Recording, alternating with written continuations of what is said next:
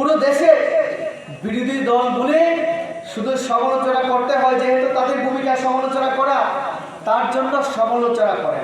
কিন্তু যুক্তি দিয়ে বাস্তবিক ক্ষেত্রে জনগণের জন্য কথা বলার তাদের কোনো ইস্যু নেই, তাদের হাতে কোনো কথা বলার মতো সুযোগ নেই, তার জন্য সমালোচনা করে। আমি যদি একটা উদাহরণ দিয়ে আপনাদের বলি তাহলে আপনারা বুঝতে পারবেন।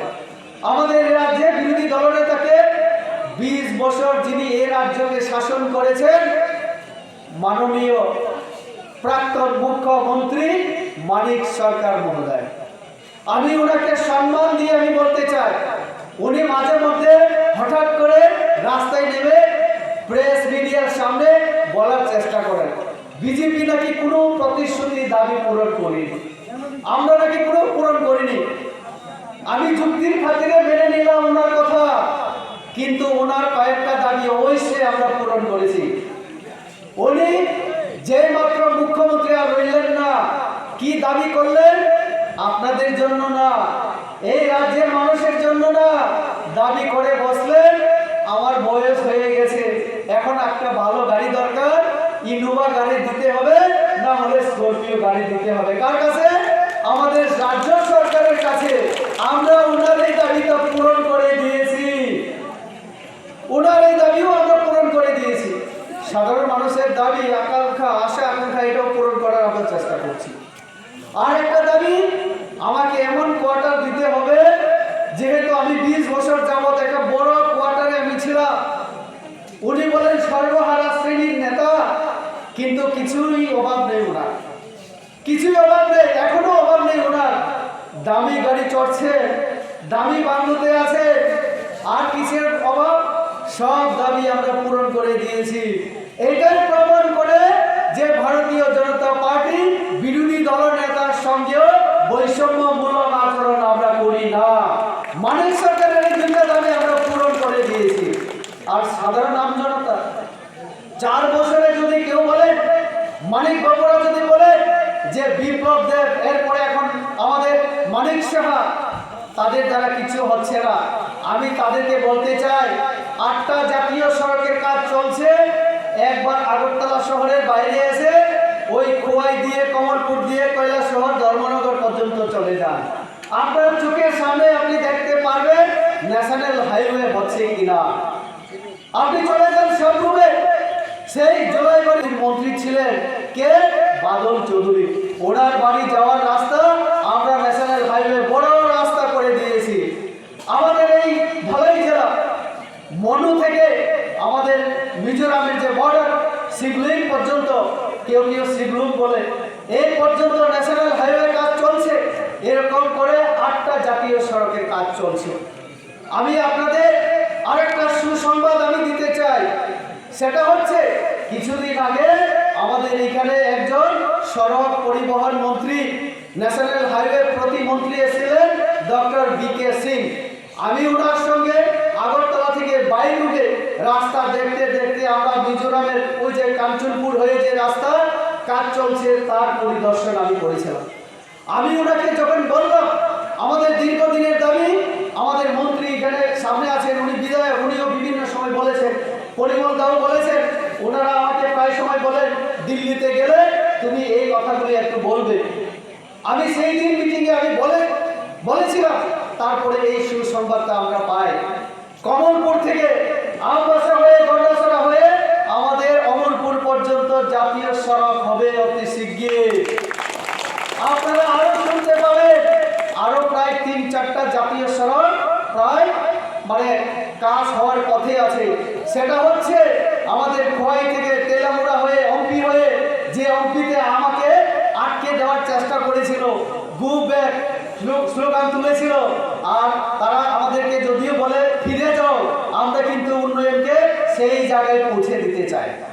সেই অম্পিতে উগ্রপন্থীর সময় আমরা দেখেছি অনেক আগে, প্রত্যেক দিন গোলাগুলি, খুন খারাপি ইত্যাদি ছিল। আর সেই জায়গা, সেই অম্পিকে আমরা আগামী দিনে আমাদের ত্রিপুরা রাজ্যের মধ্যে একটা কেন্দ্রবিন্দুতে আমরা সবার নজর সেখানে আমরা আকর্ষণ করাতে চাই। আমরা জানি অম্পির যুবকরা ভালো ফুটবল খেলে, আমি বলেছি বিভিন্ন জায়গায়, সেই অম্পি যেন অম্পি জায়গায় না থাকে।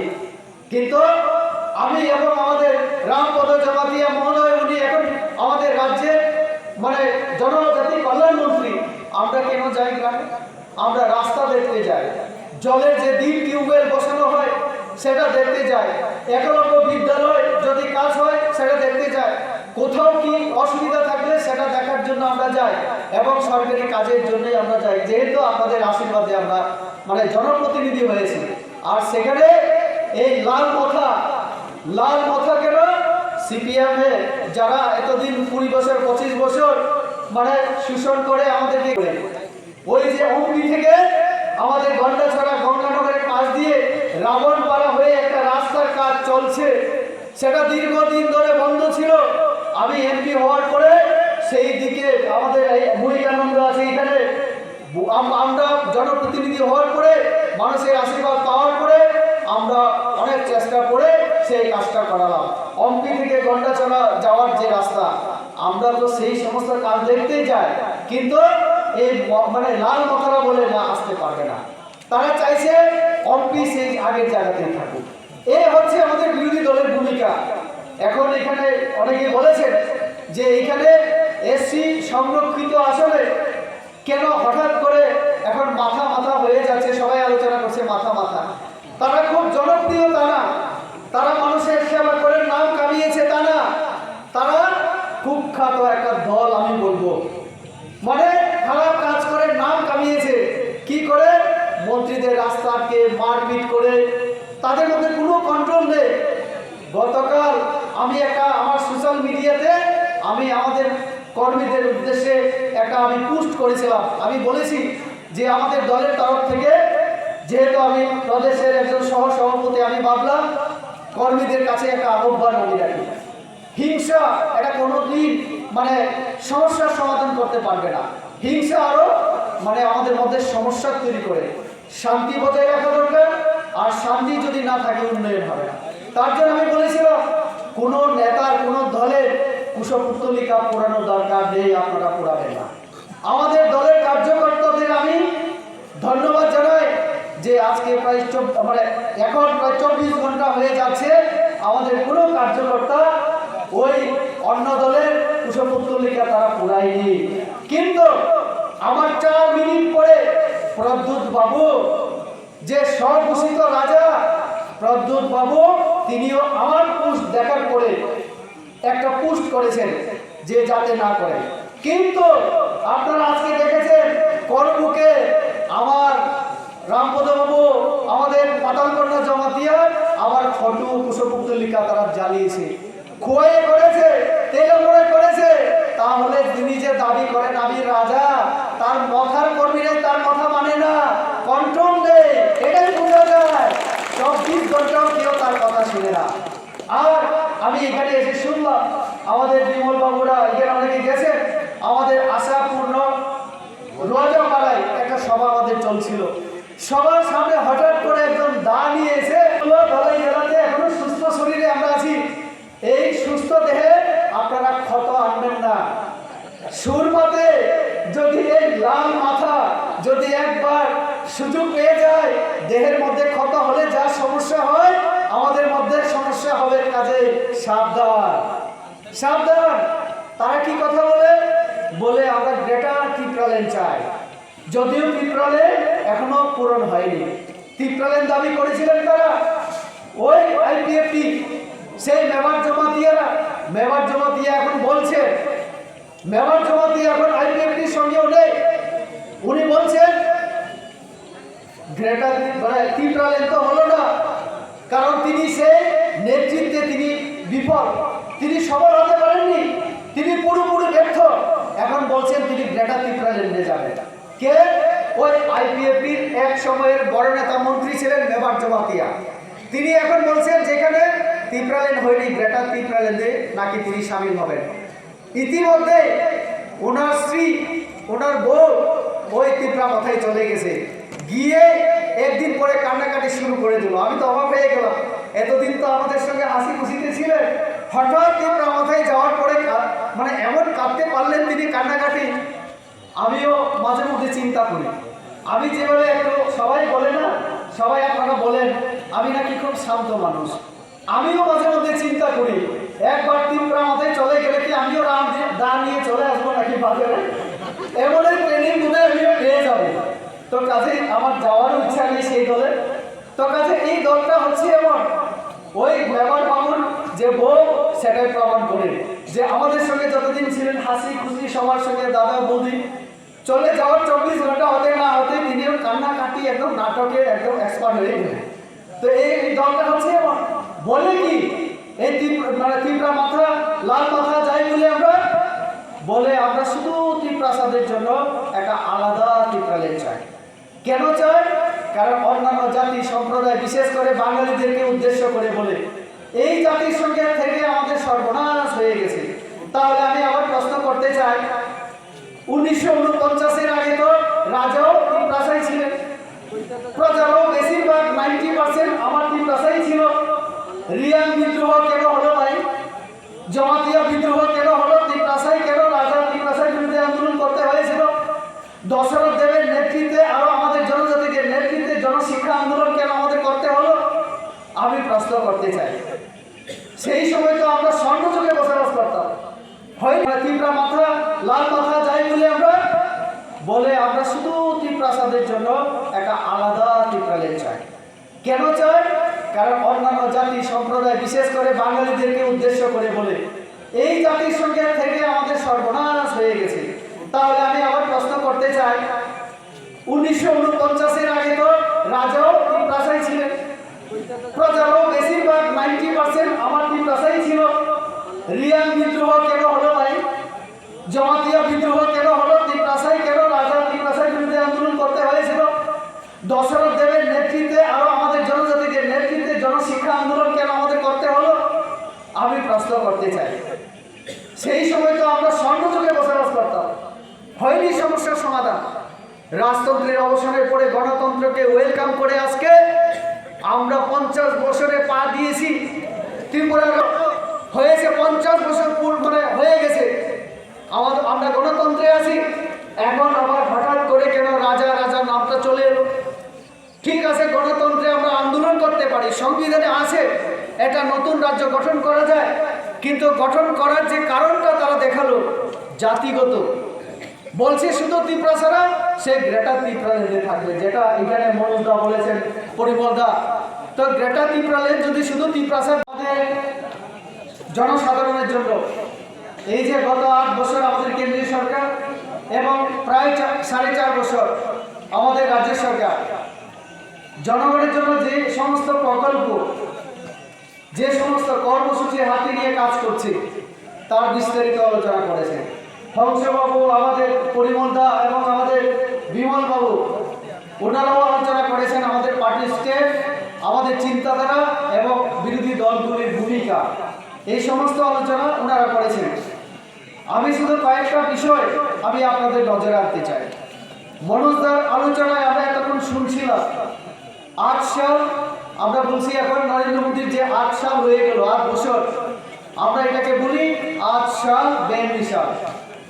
আমাদের নরেন্দ্র মোদীর নেতৃত্বে যে 8 বছর চলছে সরকার, 8 বছরে আমরা 75 বছরের স্বাধীনতার পরে যে আমাদের এইখানে ভারতবর্ষের সরকার চালাচ্ছে বিভিন্ন সময়, এই 75 বছরের রেকর্ড আমরা ভেঙে দিয়েছি নরেন্দ্র মোদীর নেতৃত্বে মাত্র 8 বছর।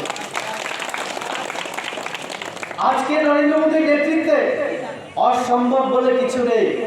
তার জন্য মনোজদা বলেছেন মোদী হ্যাঁ তো মুমকিন হ্যাঁ, কি মানে সবটাই সম্ভব, অসম্ভব বলে কিছু নেই। পাকিস্তানের যে দাদাগিরি, চায়নার যে দাদাগিরি, এই সমস্ত দাদাগিরি আজকে বন্ধ হয়ে গেছে। গরিবের জন্য প্রকল্প সারা ভারতবর্ষে আজকে সিপিএম হোক কংগ্রেস হোক সবাইকে দেওয়ার ক্ষেত্রে আমরা কোনো পার্টির কালার আমরা চিন্তা করছি। উনি বলছিলেন যে প্রধানমন্ত্রী আবাস যোজনা দেওয়ার ক্ষেত্রে আমরা কোনো কালার, কোনো জাত পাত আমরা চিন্তা করি না। সাধারণ জনগণকে দেওয়ার ক্ষেত্রে আমরা রাজনীতির কথা চিন্তা করি না। আমাদের একটাই কথা, সবকা সাথ, সবকা বিকাশ, সবকা বিশ্বাস এবং সবকা প্রয়াস।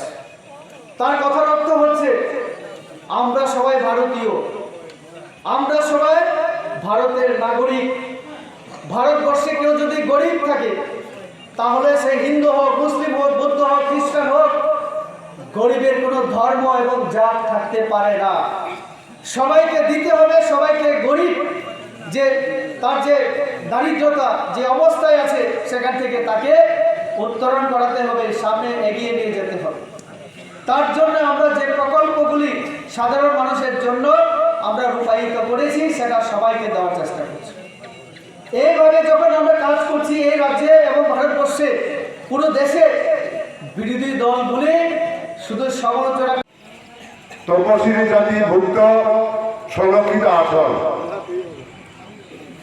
এই সব তপশিলি সংরক্ষিত আসনে ত্রিপুরা মথারা প্রতিদ্বন্দ্বিতা করছে। তারা বলছে ত্রিপুরা মথা থামচা, যদি ত্রিপুরা মথা থামচা যদি হয়ে থাকে, আমার প্রশ্ন, ওই যে কি সদনামী যেন বাবুরাম সদনামী, উনি কি ত্রিপ্রাসা? যদি ত্রিপ্রাসা না হয়ে থাকেন তাহলে কি করে উনি ত্রিপ্রাসার প্রতিনিধিত্ব করবেন? ত্রিপ্রাসার প্রতিনিধিত্ব কি করে করবেন? আমার প্রশ্ন।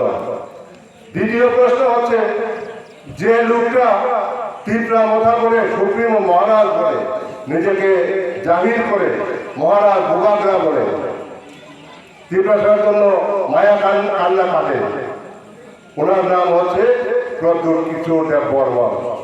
উনি রাজ পরিবারের লোক, কিন্তু আমি বলবো উনি রাজ অন্দরমহলের কলঙ্ক।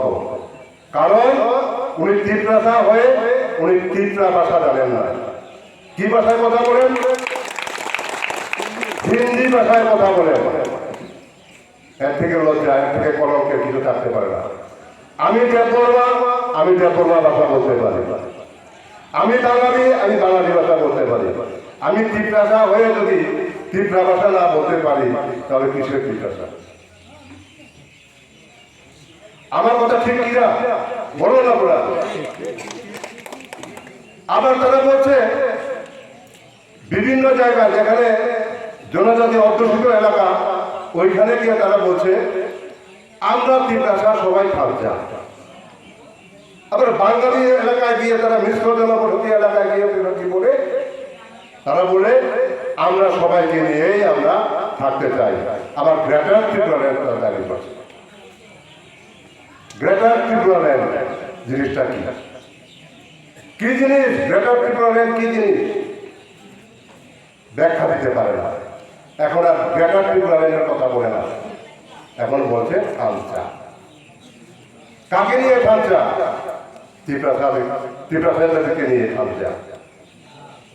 যদি ত্রিপ্রাসাদের নিয়ে থামচা হয় তাহলে আমরা তো ওনাদের মিটিংয়ে মিছিলে আমরা দেখতে পাই, বাঙালি চেহারাও আমরা দেখতে পাই, হিন্দুস্তানি। তাহলে আমরা তো ওনাদের মিটিংয়ে মিছিলে আমরা দেখতে পাই, বাঙালি চেহারাও আমরা দেখতে পাই, হিন্দুস্তানি চেহারা দেখতে পাই, মুসলিম দেখতে পাই। তাহলে ত্রিপুরা মথা ত্রিপ্রাসা থামচা কি করে বলো? তাদের উদ্দেশ্য অন্য কিছু না, এই শান্ত ত্রিপুরাকে অশান্ত করা তাদের প্রয়াস। শান্ত ত্রিপুরাকে অশান্ত করে তারা রাজনৈতিক ফায়দা নেওয়ার তারা চিন্তা করছে।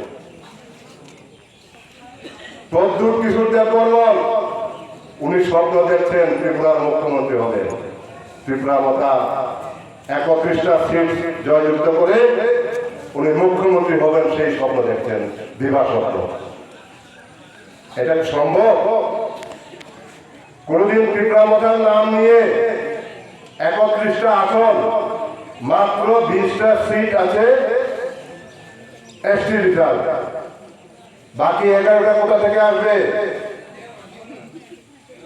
উনি বোধহয় অঙ্ক শাস্ত্র একটু কম বুঝেন, যে কারণে ওই সমস্ত দিবা স্বপ্ন দেখেন। যাই হোক, আমাদের মধ্যে উপস্থিত হয়ে গেছেন মন্ত্রী মহোদয়, এমপি মহোদয় আছে, ওনারা আরো বিস্তারিত আলোচনা করবেন। আমি আর আলোচনা দীর্ঘায়িত করব না। অন্য আরেকদিন যখন সুযোগ হবে সেদিন বিস্তারিত আলোচনা করব। আমি আর আলোচনা দীর্ঘায়িত করছি না। সবাইকে নমস্কার, ধন্যবাদ জানিয়ে আমার 2-4টি কথা বলে আমি শেষ করছি। বন্দে মাতরম, বিজেপি জিন্দাবাদ।